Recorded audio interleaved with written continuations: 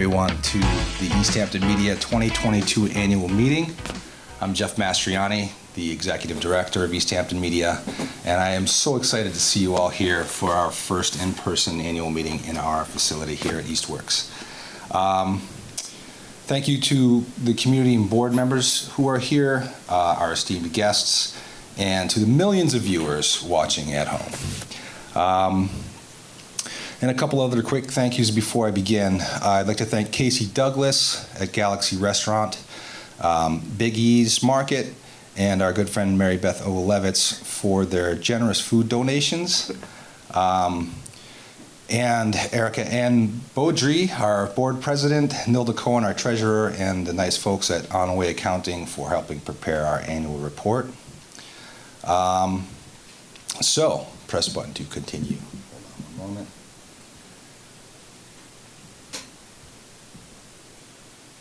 Okay, here we are. Page 2. Okay, so very quickly, who am I? How did I get here? So I'm about 7 months in to this job. Not about. I'm 7 months in, a little bit of change here on this job now. But I actually started in community media back in 2009 when I was living in Brattleboro, Vermont. At the time, I saw an ad in the iBrattleboro website. Brattleboro Community Television was looking for community volunteers and folks to come and join their facility and learn about all the great things that they do. And they were also looking for field producers who could help produce content in town.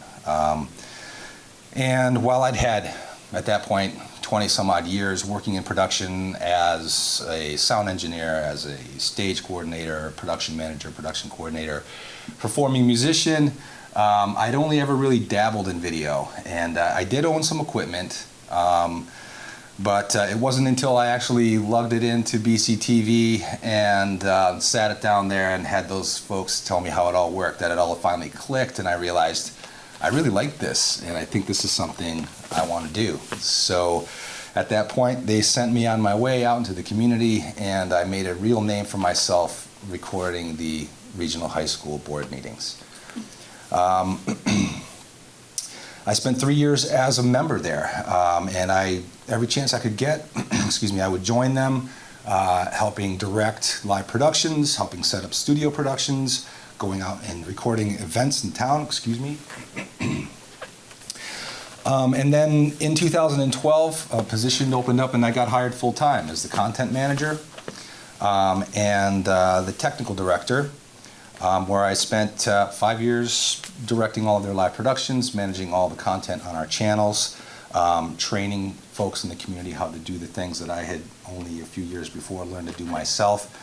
And that's really where my passion for community media came alive, because I realized that now I was actually doing a lot of the things that I'm really in love with, which is helping people, teaching people, being a part of the community, being involved in community activities, and doing something creative. So I was lured away by an evil for-profit AV integration company in 2018, where I spent a full year in hell. I was pretty sure that my boss was trying to kill me. So in order to save my own life, I decided to leave. And I ended up in Amherst, at Amherst Media for 3 years. I was the director of media technology there.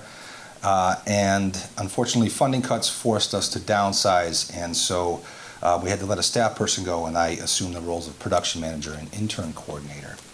And at that point, being involved in the substantial college community here in our area, I realized how vital and how amazing a resource those students are, and I'll talk more about that in a bit. In October of last year, I got an email from my former director, Court Trowbridge, with the listing for the executive director's job position here at Easthampton Media, with a note that just said, "I saw this and I thought of you." So I figured I'd give it a shot, I'd apply, and oddly enough, on my birthday, I was hired, I met this team for the first time, and the rest will be history, right?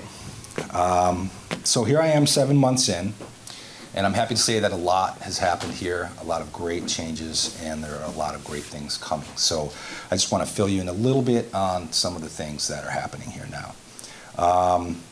Well, the first thing we did is clean and reorganize the space. Get rid of all the clutter from years past, dead cameras, old computers, all that sort of stuff. Had to go. We've reorganized our field production room to make things a lot easier for us to manage equipment heading out with folks into the community. We've streamlined our studio production workflow, so now we actually have equipment set up and ready to go at a moment's notice. Folks can come in and in a very short time be making content. We've transitioned our facility and our team to the Adobe family of creative products in order to really be in line with industry standards. And going back to the intern thing, we've listed our organization on Handshake, which is an online web portal which basically puts together college and university students looking for internships with organizations like ourselves, primarily nonprofits who have positions available. We've actually gotten interns from Handshake already. One of them is actually out tonight. Jackson is out covering the Maple School spring presentation performance, and we hope to see him here shortly. But we've got some other really exciting news, and this is where we're going to cue in our tech team. We've decided to take time now coming out of, and I promised myself I wouldn't use the P word, but coming out of the pandemic, we decided, this is a great time to start fresh and to start new, revamp our image, and really focus on rebranding the organization. So at this point, I would like to say goodbye to our old Easthampton Media logo and hello to our new logo as soon as it comes up. All right, here it is, ladies and gentlemen. So you can see we've really revamped it.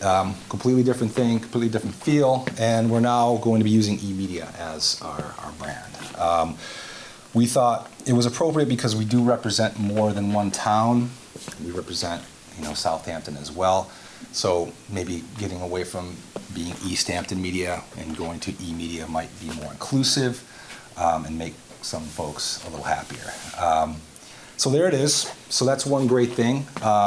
In the coming months, we are going to be revamping our website to make content more accessible and to be able to communicate more effectively with the people in the community that we're serving.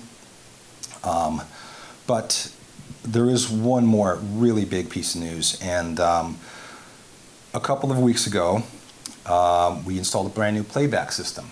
And for those of you who don't know what that is actually the machinery that broadcasts our channels out to the world. And with that install, we've incorporated a whole bunch of new functionality. One of those things is the ability now to stream our channels. So we didn't have that ability before, but now our channels are all streaming 24/7. And I'll just show you that really quickly. Let's have the team queue up. So if you go to our website, you can click on the top right-hand corner and go down to whichever channel you'd like to stream, and up on the top right you'll see Watch. This is the channel schedule here. Click on Watch, click on the play button, and voila. That was 5 o'clock, I guess. So there it is. So we've got our channel streaming. We think that was really important because a lot of people have gotten away from cable, unfortunately, but that's a topic for a different time. They're streaming content now, as we know. So we felt like this was a really big step for us to be able to provide this. And then the one last really big thing, and you can tell I just wrote this speech today, and that's because so many of these things just happened. We just decided on our new logo like 3 days ago, and then last night for the city council meeting, we were able to test our closed captioning services. So now we'll be able to close caption live performances, live meetings, and so forth in real time with pretty decent accuracy. I think we all kind of tuned in at some point to check it out, and we were reasonably pleased with it. So So that's another really big thing, and that's been a long time coming, and that's something that has been continuously requested that we be able to provide. So I'm super excited to be able to say we can do that. And then finally, as we move forward, we're going to continue to update and improve our facility and our equipment. We are going to increase the types of services that we're providing, trainings, workshops, event coverage, try to get more of the community involved here, and focus on professional development so that we can improve the quality of those services. And then, once my page turns, I'll know what the last thing is, to continue to increase and strengthen our ties to the community and our community partnerships. So thank you, and I would like to introduce now Erica Ann Beaudry, our board president. We've been working tirelessly for the last couple years from our home offices to keep this going and just keep our momentum. So to be here in the room today is incredible. I'd like to thank my fellow board of directors officers. In the room tonight, we have Jonathan Schmidt, our vice president. On Zoom, we'll be hearing from in a bit is our treasurer, Nilda Cohen. And watching the live stream right now, while taking care of his kids, is Frank Tellerico, our clerk, working double time as usual. And I want to thank the many volunteers and members that help us carry out our mission, and of course our staff. And just to remind you all of what our mission is to empower anyone in the community to be a digital media content creator by providing access to professional video, audio, multimedia tools, and training. We're a nonprofit organization. We promote creativity, personal expression, and civic engagement. I'm not going to rehash what we've all been through these past couple of years. I'm going to welcome us into this moment we're in right now, encourage us all to move forward with a new sense of urgency and understanding of what our community's needs and priorities are, and how we can best serve them each individually in our own ways. I want to invite you all to become a part of Easthampton Media Incorporated. Here, there's a space for everyone to contribute, to create, and to make a difference in the daily lives of those around us. Whether your passion is working with seniors, or youth, or somewhere in between, we have the equipment and the training to guide you to your goals, and we have the platform to distribute your work for a small membership fee of only $20 annually for residents and $30 for non-residents. If you're not a content creator, but you love what you see on our channels and want to see more, please consider making a donation of any size to support the work our members and our staff do each day. We all know cable cutting is having an effect on local access stations across the country. Today, I'm here to tell you Easthampton Media is as strong as ever, but we do need your support to increase our capacity and offer more services like our newly launched closed captioning feature now available. Whether you're a cable subscriber or simply consuming our content via live stream or on demand through our YouTube channel, I encourage you to take a moment and think about how important our services have become in the past 2 years. We welcome your donations of any size, monetarily or via your volunteership. We cannot be a community media center without the support of you, our community. And now, without further ado, I would like to introduce Nilda Cohen, our treasurer, who will present her report.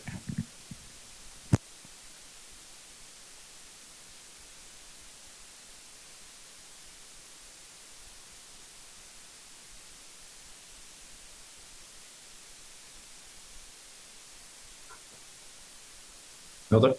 Yes. Am I on? Yep.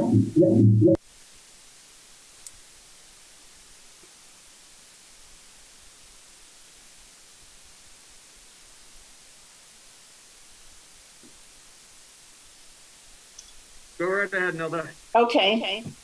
Good evening. I'm Nilda Cohen, and I'm the treasurer of Easthampton Media. I joined the board in October of 2019, and I'm entering into my third year and have enjoyed it very much.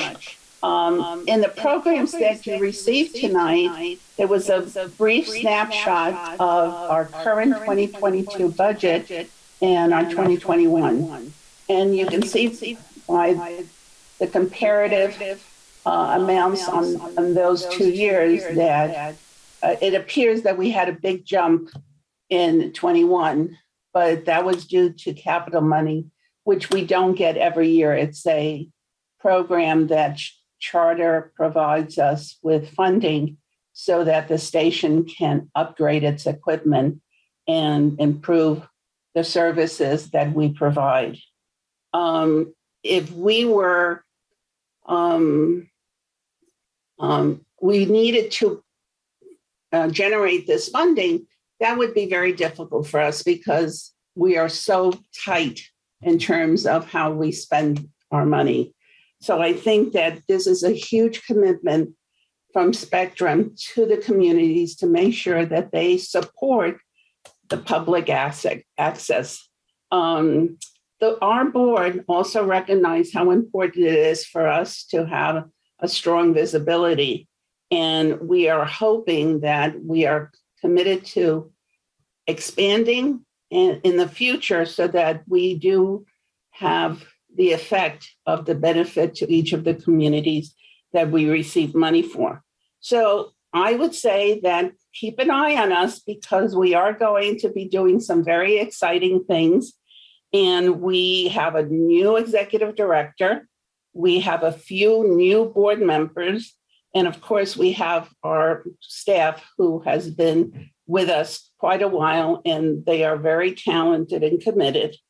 And we hope that you will be able to keep an eye on us because I don't think you will be disappointed. And we hope that the future is bright for Easthampton Media. Thank you very much. Hi there. My name is Ryan Arnold. I am the production coordinator here at Easthampton Media, and we are going to do something that we haven't done before. We are going to present our Producer of the Year award. And before I present that, we have a short clip of Songwriter Spotlight, a show produced by Mr. Dan Russell.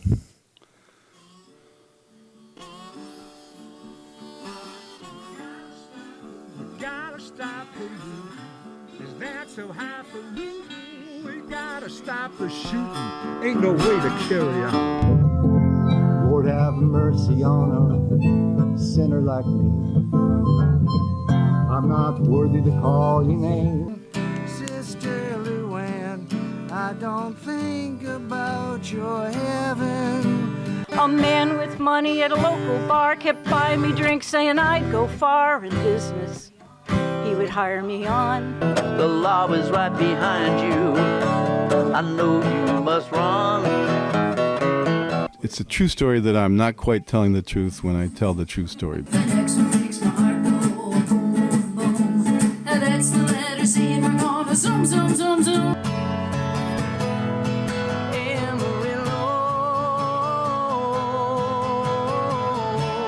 You know, one of them is called Fix It.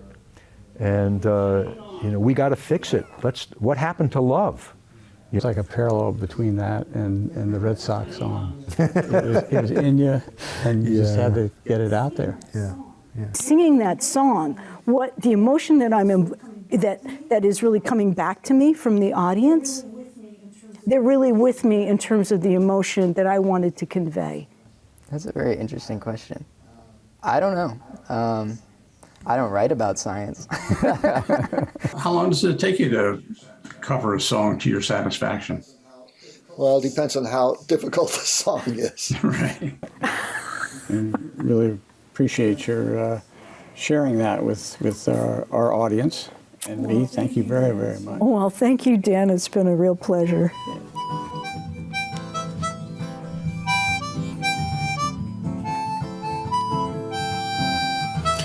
The entire reason that we're here in this building. The whole reason the Access Center exists is to empower our community and to give them the tools to express themselves.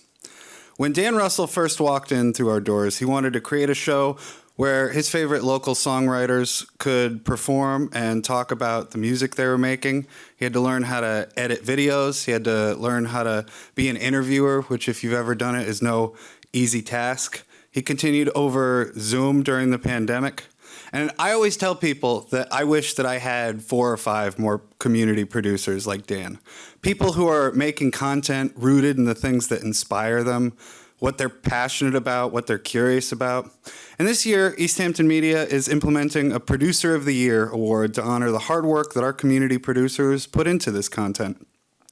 I think it is 100% fitting that Dan be the first recipient, as I think he exemplifies what public access is all about. We will be adding Dan's name to a plaque, which will be displayed here in our studio, hopefully the first of many. Dan, come up here. Ladies and gentlemen, our Producer of the Year, Dan Russell. There you go. Thank you. What does it say? In recognition of your continued commitment and dedication to the creation of community programming, Dan Russell is awarded Easthampton Media's Producer of the Year on this day, June 16th, 2022.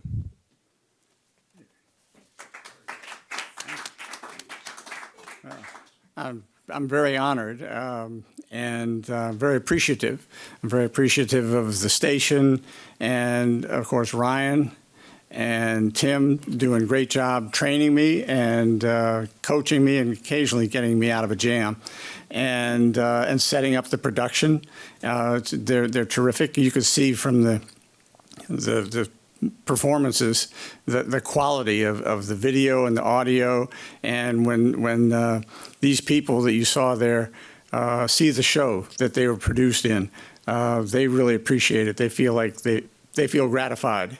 And so in addition to them, the performers really deserve a tremendous amount of credit. You saw some of them produce from home during the pandemic, and then they would send me the files, and then I would have the files to work with, and then we do interviews over Zoom, which we recorded, and they deserve a huge amount of credit, and their shows are just so high quality, so they deserve a tremendous amount of credit for what they did and how they kept things going when a lot of things came to a grinding halt. So, well, thank you very much. It's a great honor, and looking forward to a lot more shows. Thank you. Thank you. Dan Russell, everybody, let him hear it. And just remember that you two, with a little bit of hard work and a little bit of inspiration, might one day be one of Easthampton Media's Producers of the Year. Thank you.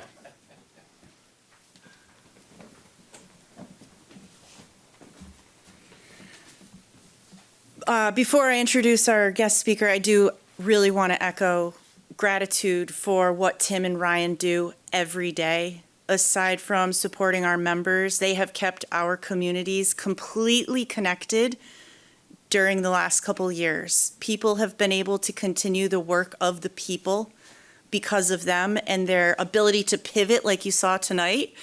Zooming in Nilda, it's amazing that no matter where you are, you can be here in the room with us. Or no matter where you are, you can go to that council meeting or that school committee meeting and speak your truth and have your voice be heard. And without Tim and Ryan, none of that would happen. So thank you guys for what you do. I'm very pleased to introduce our guest speaker of the evening. Tonight we have with us Senator John Vilas of the 2nd Hampton and Hampton District. Senator Vilas is the current chairperson for the Joint Committee on Veterans and Federal Affairs and the vice chair for both the Joint Committee on Children, Families, and Persons with Disabilities and the Joint Committee on Mental Health, Substance Use, and Recovery. John can also be seen on Westfield Community Programming hosting his own show, Beacon Hill to the 413. For me, this is a clear sign that he understands the importance and opportunities community media stations like ours offer to the greater public to engage in free speech and democracy in its most pure form, open and transparent dialogue. So please join me in welcoming Senator John Vilas this evening.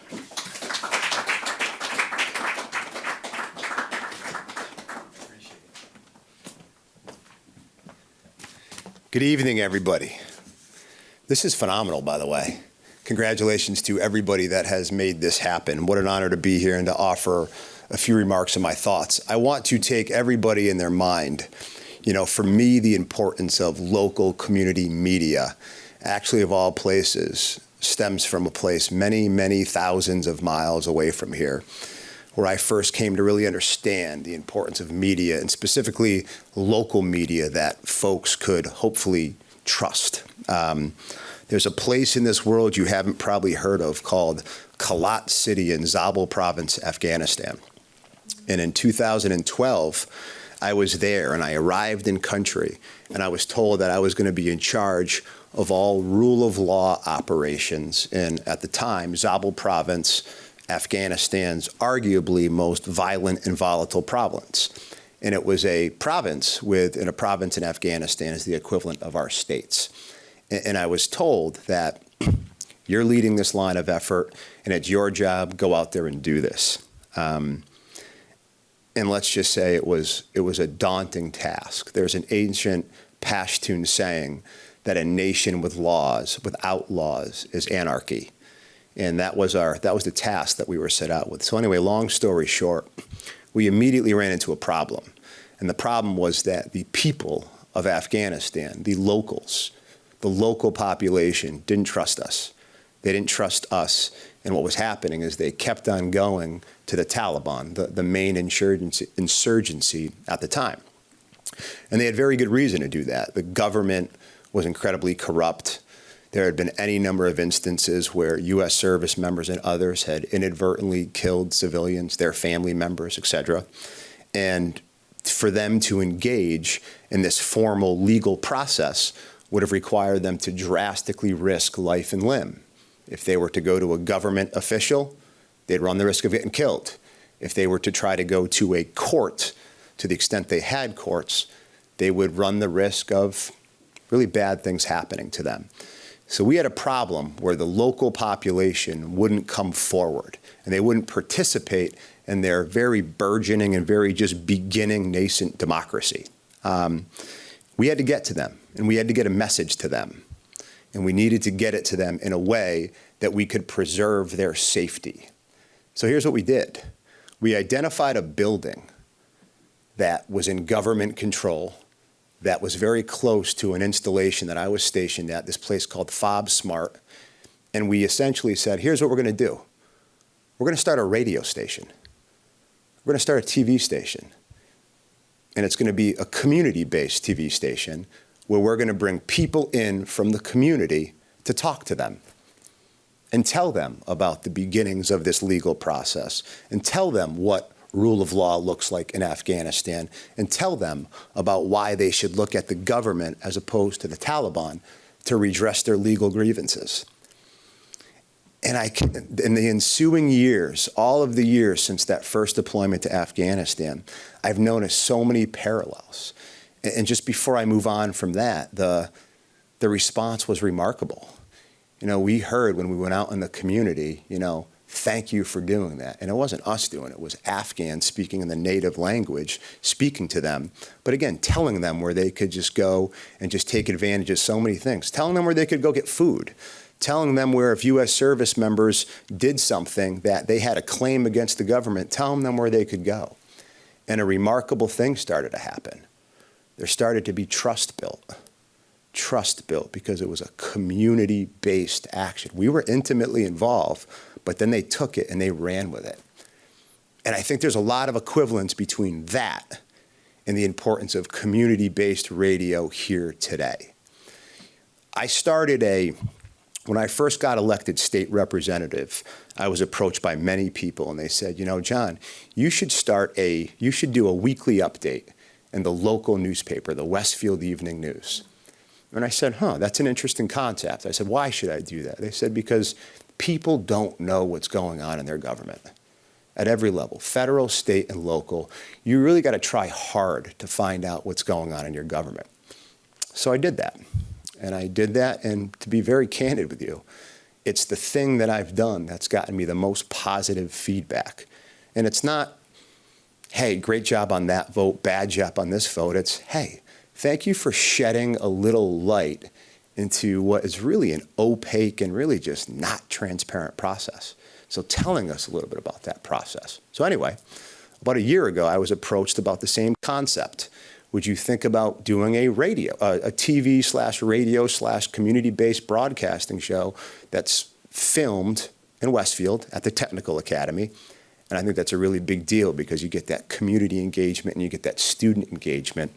But that service is Westfield, Agawam, Southwick, and there's another one as well that I'm drawing a blank on. And it's called From the Beacon Hill to 413.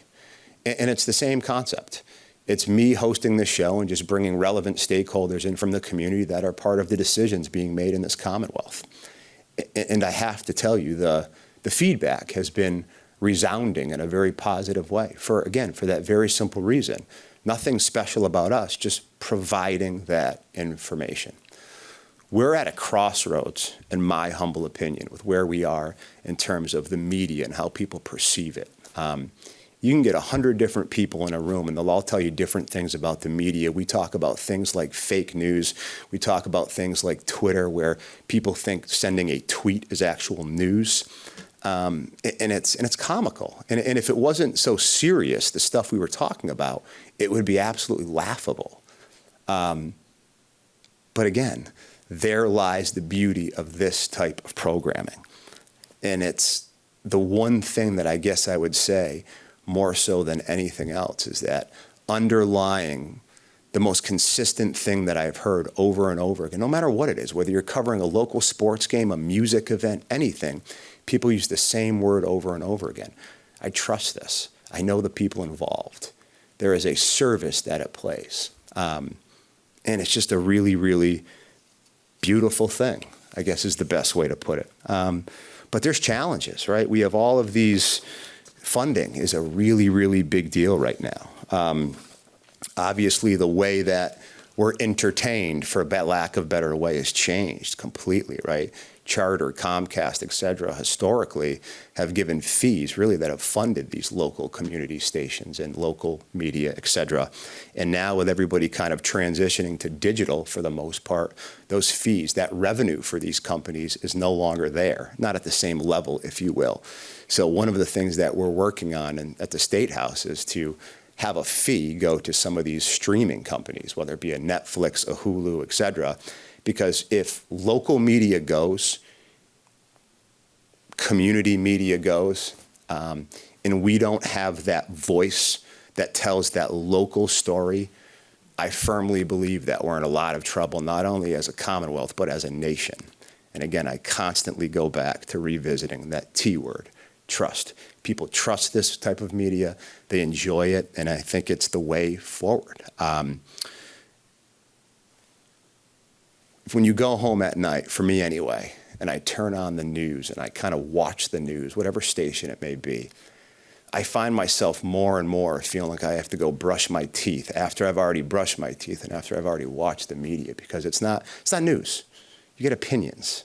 You get opinions, and it's just incredibly distasteful. And you don't get that feeling with local community media, whatever form it is, whatever subject matter is. So what I can tell you, speaking for me, is that everything I can do to encourage this, to help fund this, count me in. It's truly on the front lines, in my humble opinion, of preserving our democracy, preserving our nation, preserving things that we hold dear. So congratulations. A lot of congrats to a lot of different people who helped make this happen. Congratulations to the producer of the year. That music was great, and it was such a nice touch with the person signing off on Zoom. It wouldn't be a pandemic thing if somebody wasn't signing off or signing on. But this is just really cool, and I just want to thank you for including me. Have a great night.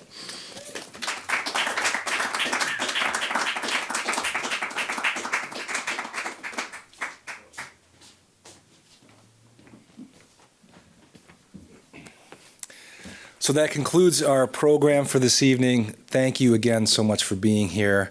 Thank you so much to everyone who helped put this together. And a million thanks to my staff, Tim and Ryan, behind the scenes here, who really made this happen. And we look forward to doing this again. Have a great night, everybody.